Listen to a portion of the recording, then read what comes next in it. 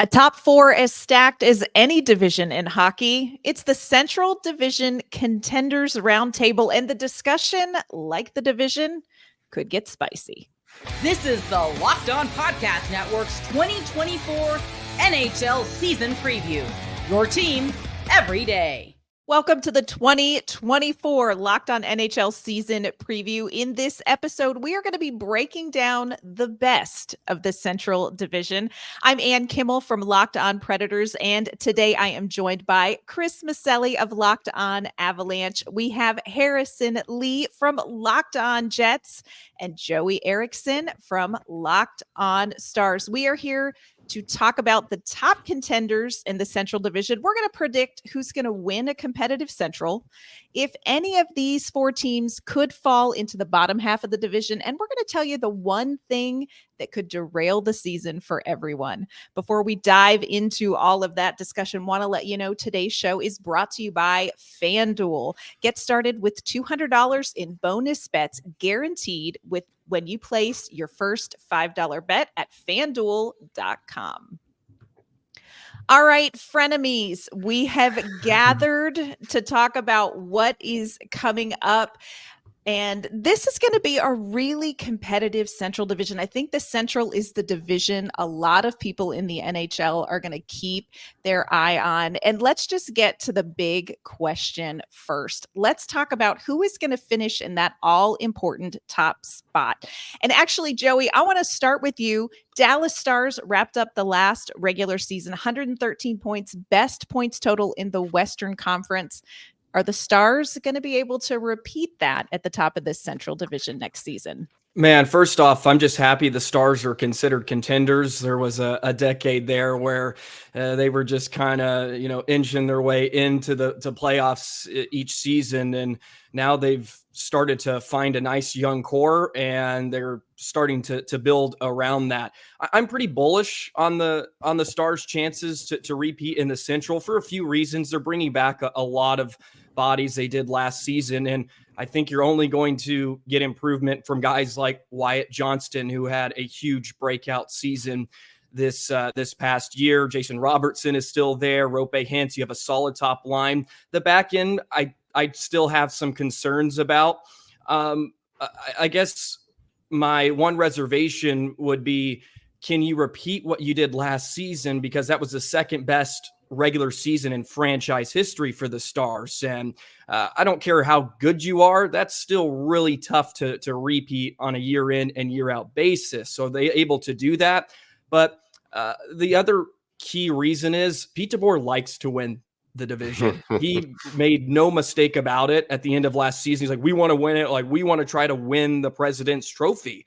And they wanted home ice advantage, albeit they don't do much with the home ice advantage. They've lost 5 game ones under Pete DeBoer, but they like to go get home ice. So I think that will play into them possibly repeating.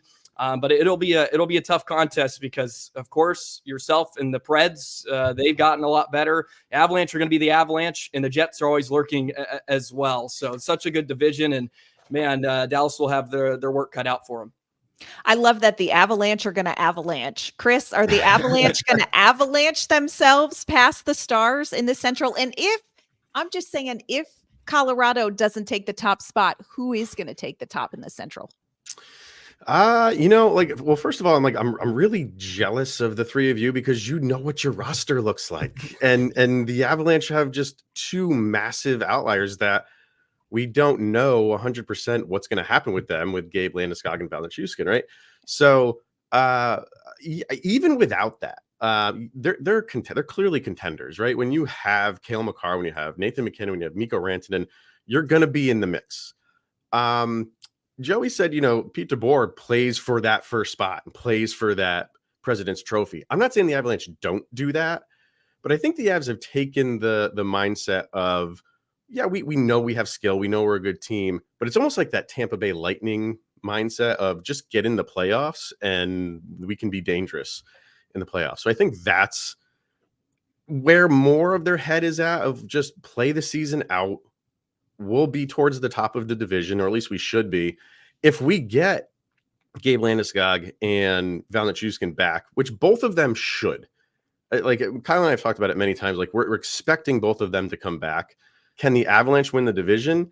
Yes, with an asterisk, but I do think this is still Dallas's to lose. But it's still going to be close at the top of the division, like it is every single year in every division. Yeah. Harrison, where do you think Winnipeg is going to fall, and why are they constantly treated like the middle child of the Central Division and overlooked? Easy answer.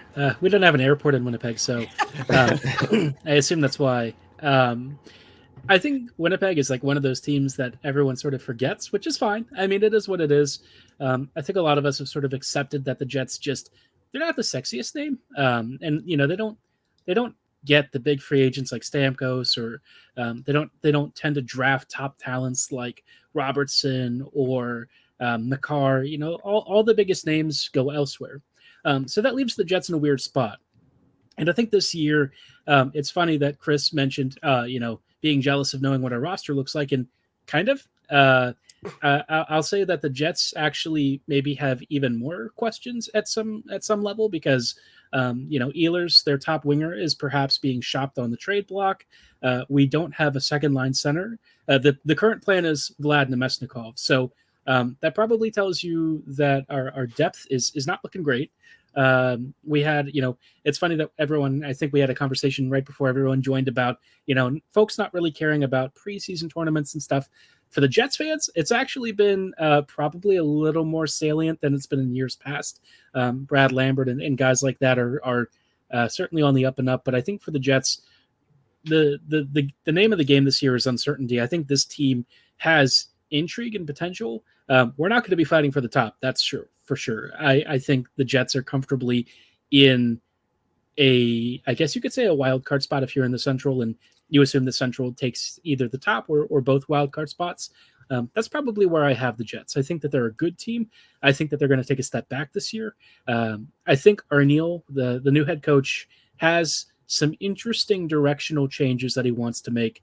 But I think whether that turns into something on the ice is still a big question. I mean, it's one thing to talk the talk, but then you actually have to walk the walk. And I guess in this case, it's skate the skate. But I think for the Jets, it's going to be a weird year. I think this year is going to take a step back, but hopefully with the knowledge that it's a year of growth and progress for the future. When you're talking about a year of growth and progress, it makes me think of the Nashville Predators, because y'all, at the end of last season, had, you said, hey, we're going to record this episode with contenders, I would have been like the 8th runner-up at Miss Universe. Like, I'm just so happy to be here.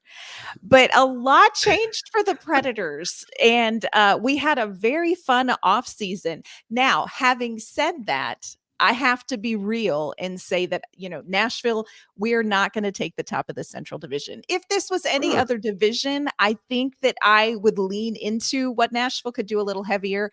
But when you've got Colorado, when you've got Dallas, and you guys just can't screw up enough to give another team in the Central a chance to really battle for that top spot, this may not be the year that Nashville, beats anybody out and takes the top spot in the Central, but we are here to make it very interesting for you all after the offseason, and absolutely cannot wait. So that's our take on how the Central is going to shake up. Let's take a look and see what FanDuel thinks about how these 4 teams are likely to perform next season. These are the points over unders according to FanDuel Sportsbook. We have the Avalanche in the top spot, 104.5 points, followed by the Dallas Stars, 103.5.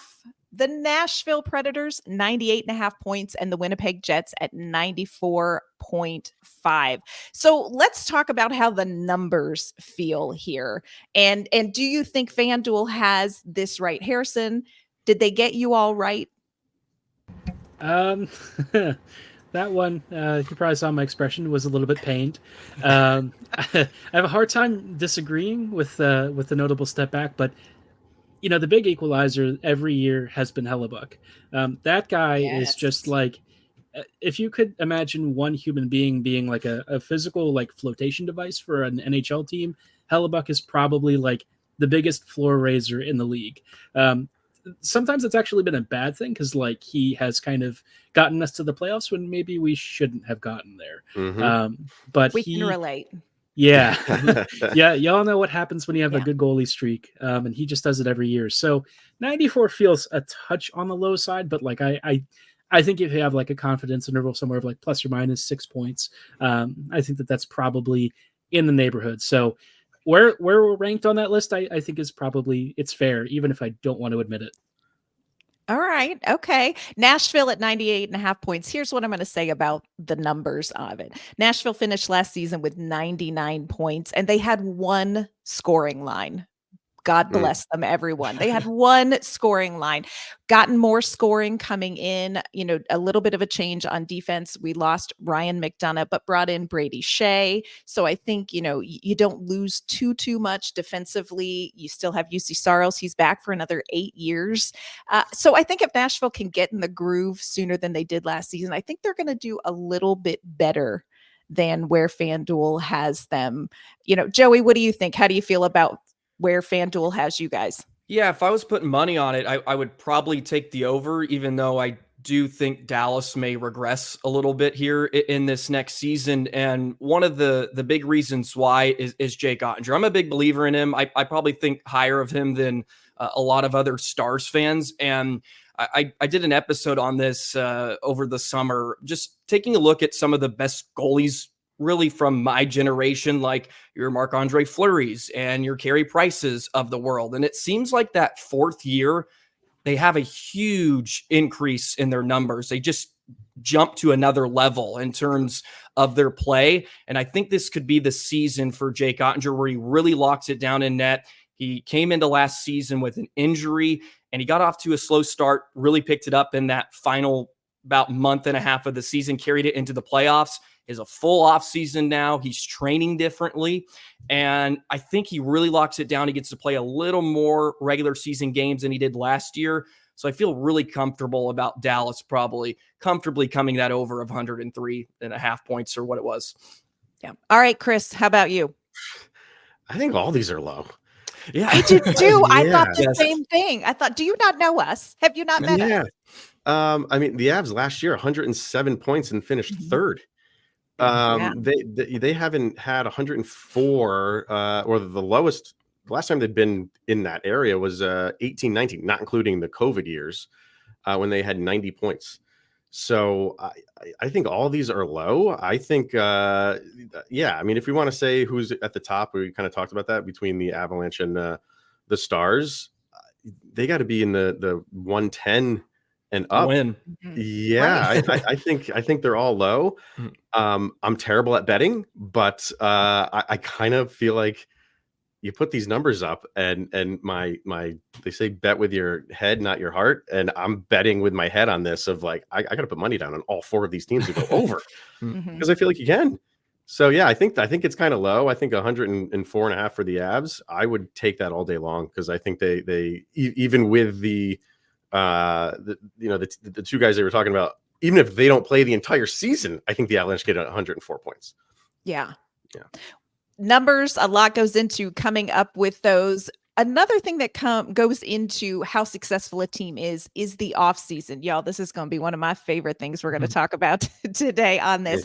We're going to tell you which offseason moves will make the biggest difference for our respective teams. We're also going to share who we see as being our team's breakout candidates. This special Central Division Contenders episode is brought to you by Game Time. If this hockey talk has you thinking about getting to an NHL game, or if you're just looking to make some fall memories at an upcoming event, you have got to check out Game Time. Game Time makes buying tickets to your favorite sports, concerts, theater, or comedy quick and easy. They have a new feature called Game Time Picks that filters out the fluff to show you only incredible deals on great seats, so you don't waste time searching through thousands of tickets. Game Time also gives you a view from your seat, and when you switch on the all-in pricing feature, you'll know exactly what you're paying for before you hit that checkout. Take the guesswork out of buying tickets with Game Time. Download the Game Time app, create an account, and use code LOCKEDONNHL for $20 off your first purchase. Terms apply. Again, create an account and use code LOCKEDONNHL for $20 off your order. Download Game Time today. What time is it? game time. All right, friends, we know a good season starts with a good off season. So let's talk about what our teams did to get better before training camp even started. And we can also talk about how jealous you are to see Steven Stamkos in gold. Yeah, big offseason for Nashville here. We got Steven Stamkos, Jonathan Marchessault. Thank you, Joey Erickson, for Scott Wedgwood. He's actually going to be huge, I think, for the Predators. So here in Nashville, we are feeling real good about Barry Trotz and his wallet and his boldness in this offseason. I think it's going to be big. And for sure, I think our biggest impact player is going to be Stamkos. Here's what I will say. The biggest offseason decision the Predators made, though, was signing UC Saros to an extension. Because you do not get Steven Stamkos and Jonathan Marchessault to come to the Predators to try to win a cup in their twilight, quote unquote, twilight years if you do not have UC Saros in net. So while Stamkos is the biggest new toy in Nashville, I think signing UC Saros made all the difference for the Predators. So for us, keeping a guy around, biggest offseason move. Chris, when you look at Colorado, your offseason looked a little different than Nashville's. Well, yeah, you were like, for a good reason. Well, I mean, you're like, we're jealous of Stamkos. I'm jealous of the money you guys had to spend because the Avs didn't do it. They didn't have it. We knew that though. Like we knew that was going to happen in this offseason. They just didn't. They have a lot of money tied up in their core, which is fine. That's what you want. And what the Avs have done the past few years is just plug holes where they have a guy that's gone. They'll go out and find someone low AAV, low term, and let's see what you can do for a year or two. And that's really what they did. And so that's kind of like a big question mark for the Avalanche. Do these guys work out? Because if they don't, you're kind of stuck. Yeah, you can make some trades here and there, and their prospects are not. I mean, they're like anybody else. Like they're top prospects. You have a lot of expectation for them, but it dies out really quick after like your first 2 or 3 guys for the Avs. So they can't rely on that. But the guys that they brought in, I kind of like. I think one of the more low key moves that they made, because it was only a 1 year, less than $1 million deal, was for Oliver Shillington from Calgary. So I think, I mean, he's going to be your Harrison's nodding. Harrison knows. So I think he's going to be your third pairing guy, which is fine, but he fits what they do defensively. Speedy guy, athletic guy, offensive minded guy, but he can play defense. So that was a big move for them, and keeping Jonathan Drouin for another year, and as well as Casey Middlestat. Both were unrestricted free agents, but it wasn't this big to do for the Avalanche in the offseason. It was expected. You plugged holes where you needed to, and now let's see if they work out for you. It's exciting to spend a lot of money. Take it from me, watching Barry Trotz spend a lot of money. But if you spend your money wisely, it doesn't make any difference because, you build a winning team in the end. So while our off seasons may look different, they're both hoping for the same outcome. Harrison, what was the biggest off season decision made for the Winnipeg Jets? Well, we got a Jets themed neon snapback giveaway night coming up this year. That's probably our biggest acquisition.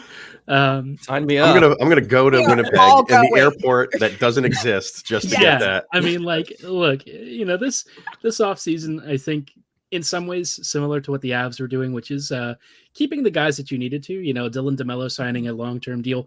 The AAV was a little bit high, but he's a new dad, so I really can't complain. You got to get that family money. And he's been a really important part of our team for several years now. Kind of the stabilizing force on the blue line next to Morrissey. So I was happy about that. I think the biggest thing was, if you've ever seen those obstacle course competitions, dodging big blocks, that's kind of what the Jets did. They didn't lock themselves into big money deals with Monahan and Toffoli. Lord knows they did try with Monahan. And that, as much as I really enjoyed Sean here, and I think he's a great player, I think the Avs basically showed us what happens when you have skates made of lead. So Winnipeg kind of got skated in circles around, and I think the Jets they're just at a point where they need to move forward and transition to a speedier, faster, more vertical game. And I think that's where the Jets have tried to move. I will say, I am, Chris, very jealous. I'm a Shillington fanboy. There's the old joke. I'm not going to repeat the full one because this is a G-rated show. But everyone always remembers Barzal, Connor, and Shillington for Boston back in the day. And he was one of my most hyped prospects that I wish the Jets could have picked up. But then you guys also got Brandstrom, and I'm just like, these are the kinds of signings that I felt would have been perfect for the Jets. I was really hoping Winnipeg would do kind of like these low risk buys, but I mean, it is what it is. As long as they don't get like sucked into really stupid deals, that's probably the biggest thing. And now we're just waiting for Cole Perfetti to sign his extension, whether it's a bridge or a long-term deal. That I think is going to set the tenor for really the upcoming season. And based on the fact that he continues to show up to camp, he's doing media tours and stuff. For somebody who's in a contract dispute, you would not imagine that there's a labor disagreement. He is like ready to be a Jet, which, hey, given recent events with some of our prospects and stuff, that is pretty darn refreshing. I will say this quick, Harrison. Don't give up hope on getting somebody like I think they're gonna be happy with Shillington, but someone like Brandstrom in a trade down the road, because the Avs went defense heavy in who they signed. And if they do get Landeskog and I'm blanking here. I'm sorry. If they get Landeskog and who's suspended? What? Nichushkin. Sorry, there's so many names I'm throwing out here. If they both come back, the Avs have a cap issue, and there might be some trades in that they need to unload a contract or two here, and some of these guys that they brought in excess might have to go out. So don't lose complete hope. And I love what you said, Harrison. Sometimes doing nothing there is wisdom in avoiding the pitfalls as well. And, Predators fans, we've seen some big contracts that don't pan out, usually around the 8 million AAV value. I'm just throwing that number out. Horrible number. Joey, talk to us about the Stars offseason. What's the best move made down in Dallas?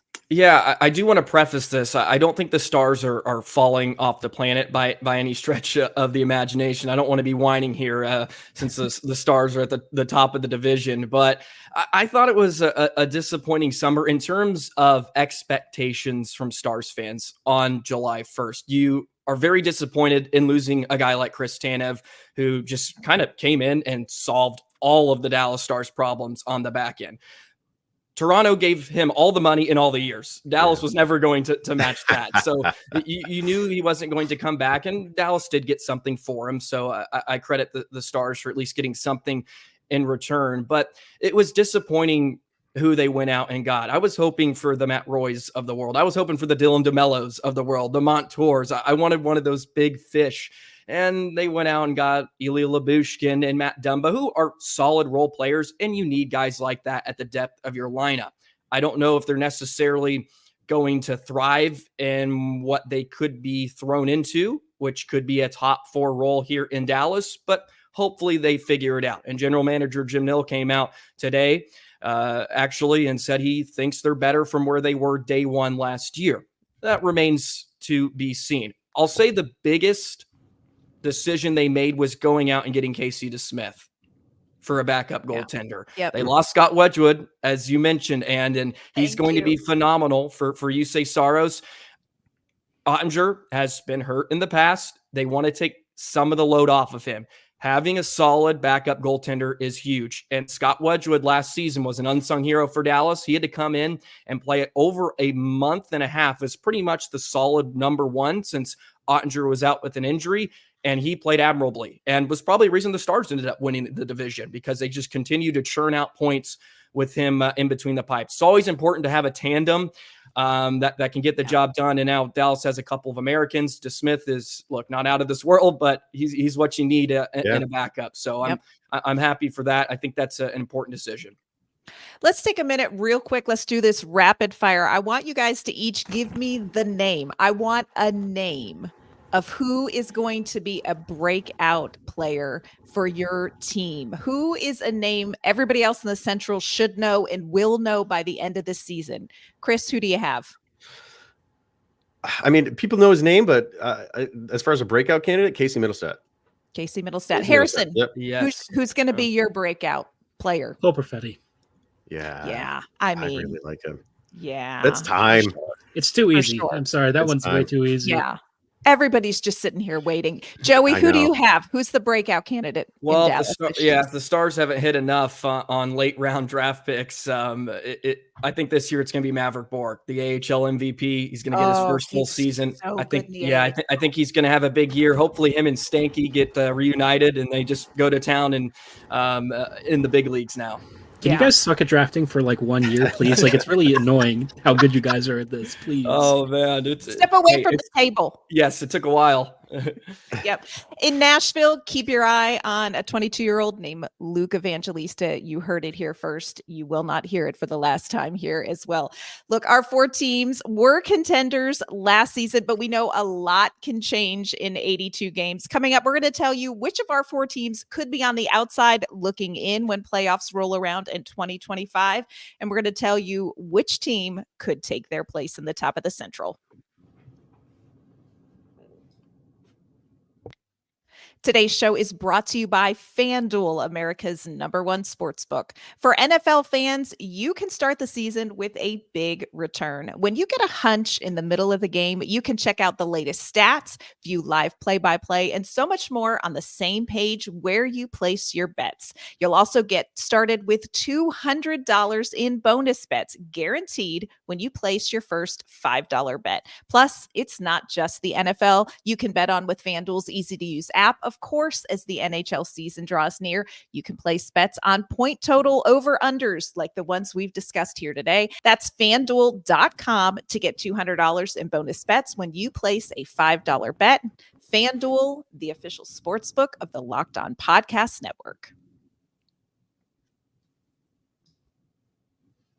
All right, frenemies, we have talked about success, but let's face the fact that in the Central Division, there is a chance that the season could maybe shake out a little differently than we think it will for our respective teams. So let's talk about which one of our 4 teams you think could drop out of the top of the Central Division. And because we are here for the spice, give us the name of the team that's going to replace them in the top 4. Joey, let's start with you. Which one of our teams is not going to make the postseason and who could take place in the top 4? Well, I maybe have to start the onslaught here, but I'm going with the Jets. Okay, I was one of those guys last season. I was a big hater of Winnipeg. I was like, they don't scare me at all. There's no way they're going to do anything in the playoffs, and I was a huge hater. I really was. I think Winnipeg may regress this season, so I'm going to go with the Jets. I like Minnesota this season to replace them. Don't know why, but I really like what they have going on. Kaprizov is Kaprizov. Brock Faber has proven himself. I think they just stay healthy enough and they don't get off to an absolute abysmal start like they did last season. I think they're going to jump back into the playoff conversation. So I like Minnesota replace Winnipeg. I'll even do the rival for you, Harrison, just to twist the knife. I just knew this was going to be a painful one. I just knew. All right, we saved it for the end. Yeah. Chris, let's see. Who do you think might drop out of the top of the Central, and who could jump in? I'm really glad Harrison kind of, said it himself early on, so I don't feel so bad. We don't want to blindside him. Yeah. So, I mean, and it's not to take away. Like, I think you guys have a goalie I would love to have. Gosh, so I'm gonna have I'd love to have that guy. And he'll keep you in the standings and up there. But at the end of the day, I think that the teams ahead of them are it's a tall mountain to climb for them. So yeah, I think the Jets do kind of bow out here. I like Utah, guys. Yeah, I really like Utah. I think there's something like they've kind of gone about this the right way in terms of roster building.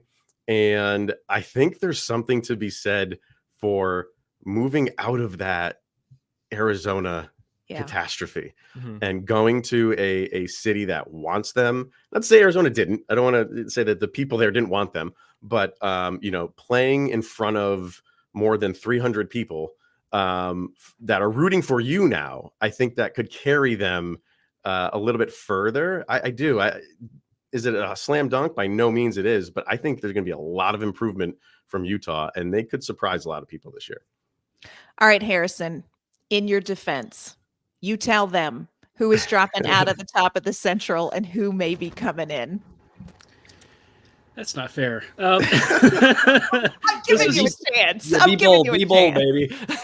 if ever there was a question that was like, so Jets Cody, do you know how like you walk in the classroom and the teachers they single out one kid and they know everyone's going to turn around and look at him. That's kind of the Jets for this question. So I guess the natural question is, okay, assuming the Jets do get knocked out, who replaces them? I do think it's Utah, but not because I think any of the teams in the middle of the Central are that great. I think where the Jets kind of sit is in that mushy middle. These teams like Minnesota, Utah, they're decent. The thing is like either they're lacking offensive star power, they're lacking something a little bit up front, or maybe in the depth department. It's funny, Chris said you have a goalie we'd love to have, and I'm like, you guys have like a third of a roster we'd love to have. The Jets are kind of in that weird spot. I think the thing for Winnipeg that's a really big question is what happens with the rookies. They're a little vet heavy right now, and a lot of the guys. I love guys like Iafallo, Appleton, players like that, but the whole offseason they kind of talked about the Jets being 5 to 10% better. So this is where, kids like Brad Lambert kind of need to cut their teeth and take us to new heights. But I just don't think it's going to be this year. I do think, everyone's probably right about us getting knocked out of the top 4. But Utah, Minnesota, you could probably flip a coin. It wouldn't surprise me if the Blues do more double magic and somehow end up in that spot because it's St. Louis. They just don't die. I don't know what it is with that team. They just don't. Like if you said like the Preds are like one of those perennially there teams, the Blues are like the ones that just haunt your ghost. They just won't leave you alone. Yeah. I am so relieved that you all said Winnipeg because I was afraid I was going to be the kid. No. That you all were saying. So you let us all fall on the grenade first before I surely did, y'all. I surely did. Thanks for that. Yeah. I'm a little nervous about Nashville. And here's what I would say. Mad respect to the Jets because I agree with you, Harrison. You have a goaltender that is a life flotation device for that team. And I think Connor Hellebuck alone on the ice versus a team could keep Winnipeg in the mix. But I think Nashville's on that upward trajectory. So I'm going to say delicately and gently with respect, Winnipeg out. And I'm going all in on Utah, strictly on vibes, y'all. Yeah. Strict vibes. 100% clean slate, new city, new uniforms. Nashville has seen what Clayton Keller can do firsthand. He is just a killer for us. And we love Connor Ingram, former Nashville Predator, good goaltender. So I'm going to say Utah. Let's wrap this up. I want each of you to tell me rapid fire. What is the one thing that could derail your hopes for this season? Harrison? Injuries. If we have like even a single injury, it's not going to be a fun time. But hey, you know what? Maybe we finally get like a lottery pick again. We always pick in like the middle of the pack, so that kind of explains why the Jets are where they are right now. How about you, Chris? What could derail the Avalanche this season? The depth not working out. And then they become just a very top-heavy team. And if Val Nichushkin does have another slip-up, he's suspended for a full year now. And that's not good. So those two things could quickly turn the tide for the Avalanche. Yeah. Expectations high for Dallas, Joey. What could change that? Yeah, not a lot of questions up front for the Stars. It has to be the defensive offseason acquisitions. If Lyubushkin and Dumba don't find their game here in Dallas, man, it'll be a tough time in front of Jake Ottinger most nights. Yeah. Here in Nashville, it's going to be straight chemistry. We're bringing in top talent. We're bringing in talent who are a little PO'd. They've got a chip on their shoulder. All of that is good, but chemistry matters. And like I say, Steven Stamkos, first time with a new team in a new city. He's still trying to find the ketchup at Whole Foods. It's going to take some time to build that chemistry. So I think that's what we're going to have to watch. It is going to be an exciting division. These 4 teams have a lot to prove in a competitive Central Division. So we're going to have to keep our eye on how this all pans out. Some of us are going to look really, really smart at the end of 82 games, and some of us may not. We're going to have to see how that goes. But you heard our thoughts here, hockey fans. This is how your local experts see the Central shaking out. We're going to find out the reality over the next 82 games. It's going to be a great season. Good luck to all of you and your teams, of course. We will regroup for crossovers as we go. Want to thank everyone for making this episode of the 2024 Locked On NHL season preview your first listen today. For your second listen, catch the rest of the Central Division insight and every episode of the 2024 Locked On NHL season preview on Locked On NHL on YouTube or wherever you get your podcasts. Part of the Locked On Podcast Network, your team every day.